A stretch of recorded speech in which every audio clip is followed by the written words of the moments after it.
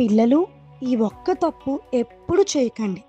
తెలియని అంకుల్ ఇచ్చిన చాక్లెట్ తీసుకుపోయిన మిదికి తర్వాత ఏం జరిగిందో తెలుసా? ఒకరోజు చీకు తన చిన్న చెల్లి మిదితో కలిసి పార్క్లో సరదాగా ఆడుకుంటున్నాడు. అప్పుడే మిది, అన్నయ్య, నాకు చాక్లెట్ కావాలి అని ముద్దుగా అడిగింది. అంతలో అక్కడికి ఒక గుర్తు తెలియని అంకుల్ వచ్చాడు. ఆ అంకుల్ చేతిలో పెద్ద చాక్లెట్ ఉంది.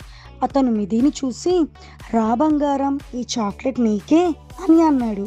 చీకు ఒక్కసారిగా వాళ్ళ అమ్మ చెప్పిన మాట గుర్తు చేసుకున్నాడు. తెలియని వాళ్ళ దగ్గర ఏదీ తీసుకోకూడదు అని. చీకు వెంటనే మిదిని తన వెనక్కి తీసుకొని, లేదంకుల్, మేము మా మమ్మీని అడిగి మాత్రమే తీసుకుంటాము అని చాలా ధైర్యంగా చెప్పాడు. అప్పుడే అక్కడ ఒక డాగ్ ఉంది. ఆ డాగ్ పేరు బుజ్జి. అది గట్టిగా మొరిగింది. అది చూసిన అంకుల్ భయపడి అక్కడి నుంచి వెళ్ళిపోయాడు. పిల్లలు, గుర్తుంచుకోండి, తెలియని వాళ్ళ దగ్గర చాక్లెట్స్, గిఫ్ట్స్ లేదా ఏ వస్తువులైనా తీసుకోవద్దు.